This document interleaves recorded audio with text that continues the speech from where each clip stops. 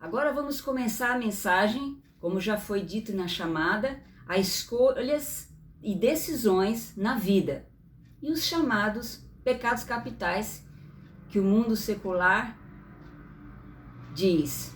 Agora, porém, à luz da Bíblia. E que relação tem tudo isso?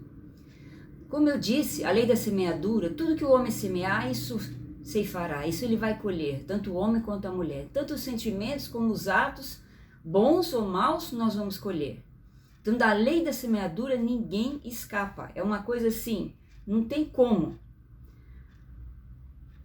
Então, nas suas decisões da vida, começando a nossa mensagem agora, não vá com pressa.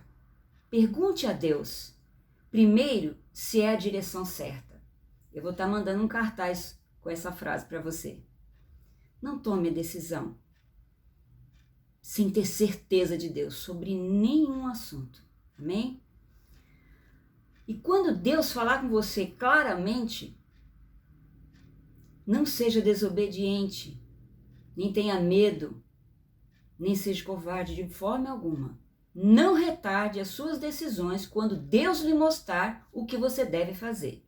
Mesmo que ninguém concorde. Mas se Deus está pedindo a você para fazer, e não é o seu coração enganoso, não é o maligno, não é uma decisão dos outros para agradar os outros, é uma coisa que agrada a Deus. Ele já falou, então não retarde mais. Tome a sua decisão. Porque sabe que tanto não fazer o que Deus quer, como também se antecipar a Deus, não ouvir a voz de Deus e se antecipar nas decisões, nós seremos reféns das nossas escolhas, né? Seja elas qual forem, né? O coração é o jardim da vida, e lá que quando plantamos pequenas atitudes, colhemos grandes recompensas. Se a colheita não for boa, é porque faltou cuidado no cultivar da vida. Tudo que colhemos hoje são frutos das sementes que plantamos ao longo da vida. A vida é um eco. Se você não está gostando do que está emitindo hoje, volte ao passado, reflita o eco de que você está dando hoje. Não será consequência do que você emitiu anteriormente, porque você parou, refletiu e reviu. O valor de cada um é relacionado com o valor das coisas às quais deu importância na vida. O que você tem dado importância na vida? A Bíblia diz sabiamente, em Salmo 90:12, ensina-nos a contar os nossos dias para que o nosso coração alcance sabedoria. Esse é um versículo muito lido no dia de aniversários. E você tem que pensar, em dias agora de isolamento, a gente tem refletido muito sobre a vida. E ele é muito apropriado nesse momento. Falando sobre as nossas escolhas e decisões, vou ressaltar alguns pontos. Primeiro, Deus muitas vezes planeja ou permite situações como testes para ver que decisões nós vamos tomar. Em Deuteronômio 30:19 diz: os céus e a terra tomo hoje por testemunha contra ti, que te propus a vida e a morte, a bênção e a maldição. Agora escolhe a vida para que vivas tu e os teus filhos. Então tem dois caminhos diante de você: a morte e a vida, a bênção e a maldição. Escolhe, pois, a vida, a bênção, para que vivas e tenha vitória. E isso vai se estender para os seus filhos e legado, tanto filhos genéticos como filhos espirituais. Em Josué 24:15 diz assim: escolhei hoje a quem servais. Para de ser um crente em cima do muro. Para de ser um cristão meia boca. Escolhe hoje a quem você serve. 1 Crônicas 29:17a diz assim: bem sei, meu Deus, que tu sondas os corações e que te agradas da integridade. É quando a gente é inteiro para Deus. Não está dividido, não tem nenhum ídolo, não está dividido com nada. É só o Senhor e só a sua vontade. 1 Reis 18, 21 diz: até quando cocheareis entre dois pensamentos? Se o Senhor é Deus, seguiu, mas se Baal, seguiu. Então chegou o tempo de deixar de ser crente morno. Ou é frio ou é quente, ou é Baal ou é o Senhor. Chegou a hora da consagração, chegou a hora da tua decisão. Jeremias 12, 13, parte A diz assim: mas tu, ó Senhor, me conheces, tu me vês e provas o meu coração para contigo. Então que essa oração de Jeremias seja a sua e a minha oração. Nesta noite, 1 Tessalonicenses 2,4 diz assim: pelo contrário, como fomos aprovados por Deus para que o evangelho nos fosse confiado, assim falamos, não como para agradar a homens, mas para agradar a Deus, que prova os nossos corações. Então você tem vivido para agradar pessoas, né? Familiares, pessoas do ministério, da obra que você está, pessoas que você quer agradar, então você está errado. E eu estou errado. Porque nós temos que viver para agradar a Deus. O que Deus quer que você faça, agrade a Ele. E não se importe com mais nada e ninguém. Amém? Segundo item em relação às escolhas e decisões que eu quero abordar com vocês, é o seguinte: para os cristãos, tomar uma decisão é sinônimo de encontrar a vontade de Deus. Então, as decisões e escolhas da nossa vida, elas precisam ser na vontade de Deus. Salmo 25, 4, 5 e 9 diz o seguinte: faze-me saber os teus caminhos, ó Senhor, ensina-me as tuas veredas. Verso 5, guia-me na tua verdade, ensina-me, pois tu és o meu Deus, a minha salvação. E por isso eu te espero o dia todo.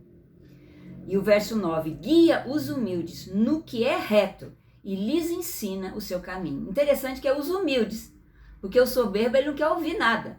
Ele quer tomar a frente e não quer ouvir ninguém. Principalmente o Senhor de sua vida. Salmo 27, 11 diz: ensina-me, ó Senhor, o teu caminho, guia-me pela vereda direita, por causa dos que me andam espiando. Então, tanto os inimigos espirituais como os inimigos humanos estão te espiando. Está todo mundo espiando o seu caminhar. Então, que o Senhor guie você e eu na vereda direita. Amém? Porque nós somos testemunho para o mundo. Salmo 143, 10 diz: ensina-me a fazer a tua vontade, pois és o meu Deus. Guia-me em teu bom, guia-me o teu bom espírito por terra plana. Senhor, me guia em terra plana. Não em terra, uma hora lá em cima, uma hora lá embaixo, não, em terra plana. Em relação às escolhas e decisões, o terceiro item que eu gostaria de abordar com você é o raciocínio carnal atrapalha a vontade e também a tomada de decisões guiadas pelo Espírito Santo. Então, se você tiver um raciocínio carnal, você não vai ter uma decisão guiada pelo Espírito Santo de Deus. Então, é muito importante isso. Vamos ver o que a palavra fala sobre isso. Provérbios 3, de 5 a 7, parte A, diz: confia no Senhor de todo o teu coração e não te estribes em teu próprio entendimento. Não sejais sábio aos teus próprios olhos. Amém? Provérbios 14, 12 ainda nos diz o seguinte: há um caminho que ao homem parece direito, mas o fim dele conduz à morte. Então nós sabemos que nosso coração é enganoso. Isaías 55, 8 e 9 diz: pois os meus pensamentos, diz o Senhor, né? Pois os meus pensamentos não são os vossos pensamentos, nem os vossos caminhos, os meus caminhos, diz o Senhor. Assim como os céus são mais altos do que a terra, assim são os meus pensamentos mais altos do que os vossos caminhos, e os meus pensamentos são mais altos do que os vossos pensamentos. A gente vai até um limite. Deus vê lá na frente. Por isso que ele tem que guiar as nossas decisões. Não podem ser pela vontade carnal. Amém? Romanos 8, de 6 a 9, diz o seguinte: a inclinação da carne é a morte, Mas a inclinação do espírito é vida e paz. A inclinação da carne é inimizade contra Deus, pois não é sujeita à lei de Deus, nem em verdade o pode ser. Portanto, os que estão na carne não podem agradar a Deus. Vós, porém, não estáis na carne, mas no Espírito, se é que o Espírito de Deus habita em vós. Então, se o Espírito de Deus verdadeiramente habita em você, não é a carne que tem que dirigir sua vida. Amém? Gálatas 8:6, ainda nesse mesmo tema, diz o seguinte: o que semeia na sua carne, da carne ceifará corrupção. O que semeia no Espírito, do Espírito ceifará a vida eterna. Amém?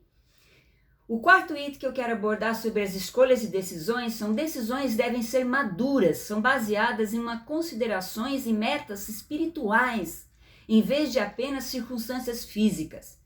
Olha, eu estou nessa circunstância, então eu tenho que tomar essa decisão. E nem por interesses ou desejos pessoais que você vai tomar decisão ou vai tomar escolhas na sua vida. Amém? Vamos ver o que a palavra fala sobre isso. 2 Coríntios 4:18 diz: portanto, nós não atentamos nas coisas que se veem, nas circunstâncias, mas nas que não se veem, pois as que se veem são temporais e as que não se veem são eternas. Amém? Então a gente não vai tomar decisão pelas circunstâncias, mas pela direção do Espírito. Colossenses 3:2 diz: pensai nas coisas que são de cima e não nas que são da terra. Se você começar a ficar muito preso às coisas da terra, a bens materiais, problemas de relacionamento, pessoas, situações da vida, momentos da vida, pessoas, você não vai agradar a Deus. Então, a sua mente tem que pensar nas coisas que são de cima. É uma mente ligada em Deus. Amém? Hebreus 11:24-26 diz assim: pela fé, Moisés, sendo já homem, recusou ser chamado filho da filha de Faraó. Escolheu antes ser maltratado com o povo de Deus do que por algum tempo ter o gozo do pecado. Teve por maior riquezas o opróbrio de Cristo do que os tesouros do Egito, porque tinha em vista a recompensa. Então você pode rejeitar muita coisa que o diabo te oferece, mas os seus olhos estão fitos na recompensa. Amém? O quinto item que eu gostaria de falar sobre as escolhas e decisões é: o Senhor sempre escolhe o que é melhor para nós. A gente acha que alguma coisa é a melhor decisão, mas Deus é que sabe a vontade dele. Por isso, quem vai casar tem que depender de Deus, porque isso é um assunto importante e sério. Quem vai escolher o ministério, quem vai decidir várias coisas na vida, escolher liderança, tudo tem que ser na dependência de Deus. Jesus, quando foi escolher os discípulos, ele ficou uma noite inteira em oração. Essa é uma palavra que mexeu muito comigo. Será que nas escolhas de líderes para a obra de Deus, nós oramos uma madrugada inteira como Jesus fez? E Jesus precisava orar? Ele fez para dar exemplo, para depender de Deus. As escolhas da nossa vida, em todas as áreas, não pode ser humana, precisa ser espiritual. Salmo 25:12 diz: qual é o homem que teme ao Senhor? Este lhe ensinará o caminho que deve escolher. Então, aquele que teme, ele vai ouvir a direção do Espírito Santo. Ainda sobre escolher, depender de Deus é a melhor escolha, Salmo 32:8 diz: instruir-te-ei e ensinar-te-ei o caminho que deves seguir, guiar-te-ei com os meus olhos. Olha que lindo esse texto. Salmo 37:4. Deleita-te no Senhor, agrada-te no Senhor, e Ele concederá o que deseja o seu coração. Porque você está agradando a Deus, então os desejos de Deus já estão no seu coração. Então, quando você pedir, Ele vai conceder. Amém? Salmo 84:11, a parte B do versículo diz: não nega bem algum aos que andam na retidão. Então você fala: Senhor, eu estou andando reto, eu estou pedindo. Deus não vai lhe negar nenhum bem, porque você está na retidão. Amém? Ele se agrada do seu comportamento. Provérbios 10:22 diz assim: a bênção do Senhor enriquece e não acrescenta dores. Por que você acha que Deus vai te dar uma coisa que seja ruim? Deus vai me dar um ministério, mas vai ser ruim. Deus vai me dar um marido, uma esposa, vai ser ruim. Deus vai me dar filhos, eles vão me dar trabalho. Que isso? A bênção do Senhor não acrescenta dores. Quando tem dores é porque nós pecamos, nós demos brecha, nós saímos fora do alvo do Senhor. Mas quando a gente retoma, consagra e se reposiciona, a bênção vem completa. E Deus é um Deus de restauração, de recomeços, de vitória. E Ele diz, eu não me lembro mais dos nossos erros, amém? Então, nós não vamos experimentar mais dores, amém? As dores são para quem faz o que o diabo quer. Ou quando a gente, mesmo na vontade de Deus, não se posiciona de forma correta e damos lugar ao inimigo, aí vem as consequências que são as dores, mas por causa do nosso posicionamento e não porque a gente está fora da vontade de Deus, mas é porque o nosso coração, mesmo dentro da vontade de Deus, ele deu lugar a coisas que o Senhor não queria, por causa de várias circunstâncias, coisas feitas contra nós, coisas que nós fazemos contra os outros. Jeremias 28:11 ainda fala sobre essa escolha de Deus ser a melhor. Pois eu sei que os seus planos que tenho para vós, diz o Senhor, são planos de paz. Amém? Tem gente que está aterrorizada aí com a pandemia. Gente, os planos que o Senhor tem para nós é de paz. Para a sua vida pessoal, você está se consagrando, está orando, está buscando planos de paz e não de mal.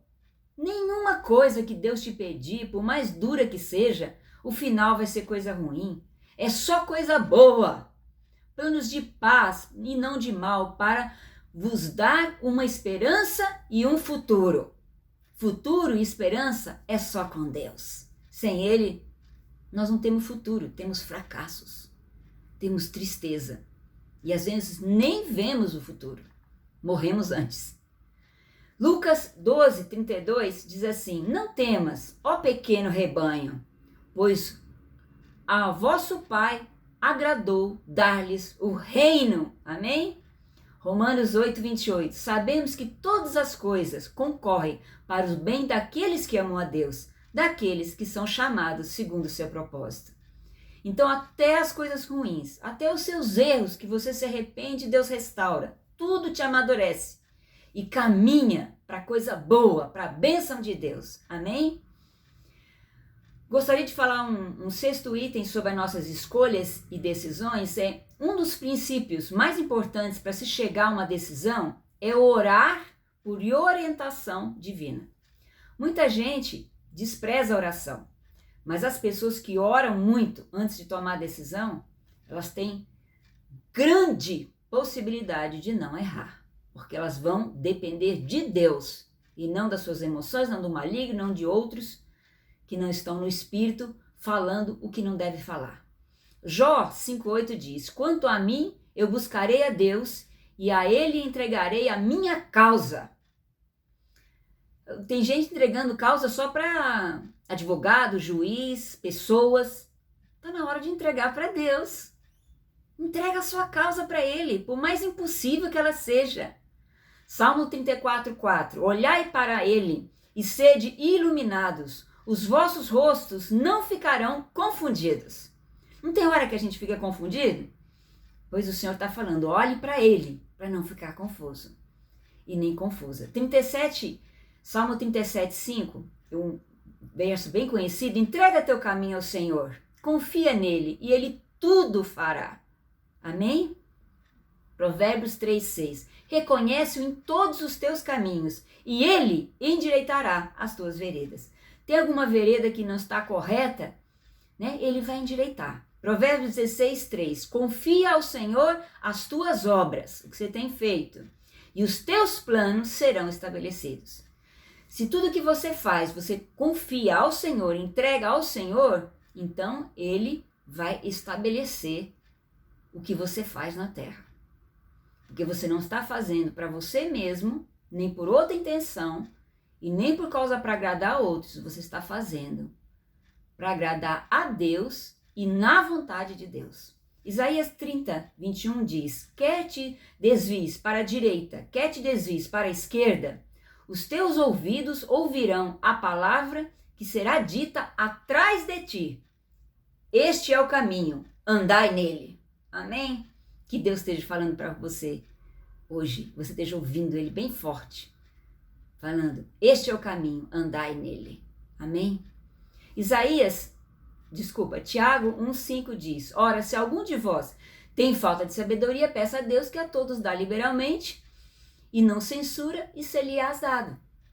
Ele não lança no rosto, então assim, eu não estou sabendo tomar uma decisão aqui, essa escolha. Peça a Deus sabedoria e Ele vai dar. Amém?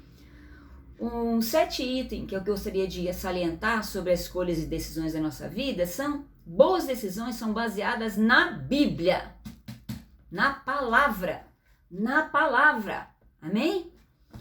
Salmo 119, 105, lâmpada para os meus pés é a tua palavra e luz para o meu caminho. Interessante desse texto que fala lâmpada, não fala farol para iluminar toda a estrada, fala lâmpada para iluminar ali, aonde você está, o seu dia a dia, o passo a passo. Então você tem que depender de Deus e da palavra de Deus e ler a palavra e tomar decisão conforme a palavra diariamente. Ele vai estar iluminando o seu caminho para você não errar na decisão. Ora, se a palavra está dizendo que isso está errado, você não precisa perguntar para ninguém, você já sabe que está errado.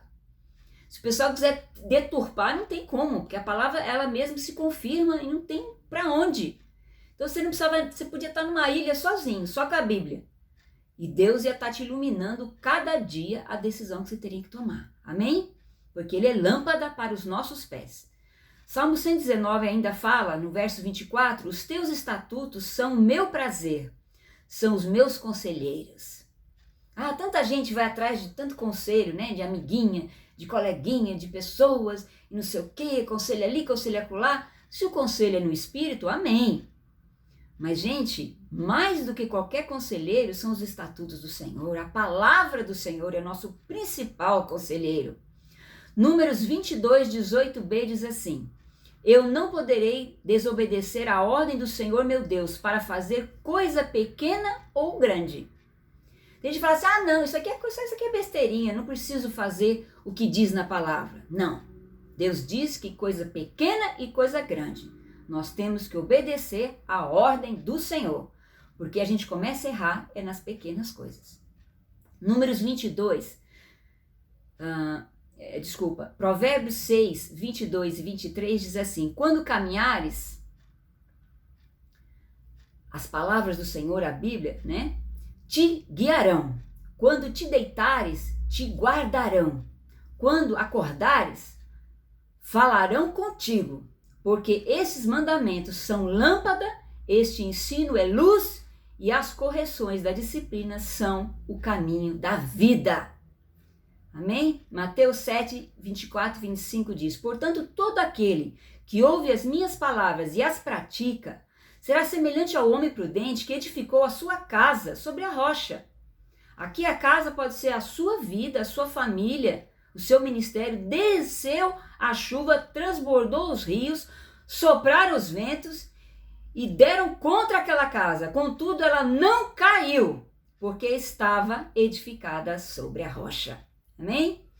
Jesus também é considerado como a rocha, aquele que a gente deve se apoiar. Ele é a palavra viva.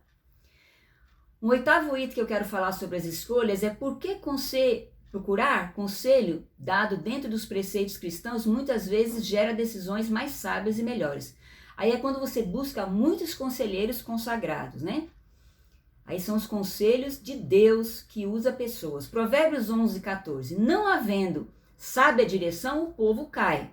Mas na multidão de conselheiros há segurança, desde que os conselheiros sejam sábios e de Deus, né? Provérbios 12, 15 diz assim, o caminho do tolo é reto aos seus próprios olhos, mas o que dá ouvido ao conselho é sábio. Provérbios 15, 22, onde não há conselho, frustram-se os projetos, porque as pessoas vão fazendo e não ouvem ninguém, né? Mas na multidão dos conselhos, eles se estabelecem. Então, é muito importante que se discutam os conselhos com pessoas consagradas, em oração, em muita oração, para que a gente erre menos, né? O fator determinante para uma decisão deve ser também se ele é amoroso. Como é isso, Suzy? Sim, se a decisão que você vai tomar ela é movida por amor a Deus e ao próximo. Aí você vai saber se essa escolha é de Deus e é boa ou não. Romanos 13, 9 e 10 diz: com efeito, não adulterarás, não matarás. O que é isso? São coisas ruins para o outro, não é verdade? Então, não são coisas amorosas para o outro. Não adulterarás, não matarás, não furtarás, não darás falso testemunho, não cobiçarás, né? Que é a inveja. E se algum outro mandamento, tudo nesta palavra se resume: amarás ao teu próximo como a ti mesmo. O amor não faz mal ao próximo, de sorte que o cumprimento da lei é o amor. Em João diz que em nome de Deus, Deus é amor. E Jesus disse que veio, e um mandamento maior do que esse, de amar ao teu próximo como a ti mesmo, é ame ao Senhor Deus acima de todas as coisas. Então, o amor ao Senhor e ao próximo é o crivo principal para você tomar uma decisão, uma escolha. Porque se aquilo não for amar a Deus e se aquilo que você vai decidir não é amar o próximo, então isto não é a decisão correta, não é? 1 Coríntios 16, 14 diz: fazei todas as boas obras com amor. Então todas as decisões, eu vou fazer tal coisa, Deus quer, mas está fazendo sem amor? Então ainda não é como Deus quer. Deus quer que todas as nossas obras sejam feitas com amor. Nem que seja uma disciplina, nem que seja tomar uma decisão difícil, né? Mas sempre com amor e não movido por ódio carnal. Amém? Mateus 24, 12 é um dos textos principais da mensagem de hoje. Eu gostaria que você guardasse. Eu vou mandar um cartazinho também falando sobre ele. Devido ao aumento da maldade no mundo, eu refleti muito sobre isso nesses dias de isolamento. O amor de muitos se esfriará. Gente, o cartaz que eu estou mandando para vocês mostra um coração escrito Mateus 24, 12, no meio de um monte de gelo, né? E ele tá até meio morto, né? Tá preto até. Não deixe o meu amor se esfriar. Deus falando conosco. Acenda o fogo outra vez. E por se multiplicar a iniquidade, o amor de muitos se esfriará. Que amor é esse? É o amor ágape. É o amor nosso para com Deus. É o amor nosso para com o próximo. Seja ele nosso familiar, seja ele nossos filhos na fé, nossos filhos biológicos, nossos familiares, nossa comunidade, nossos amigos, nossos conhecidos, e como a humanidade em geral, com pessoas que você nunca viu, do mundo inteiro, que está aí em cima do assunto da pandemia. Então, eu tenho visto que esse amor tem esfriado demais.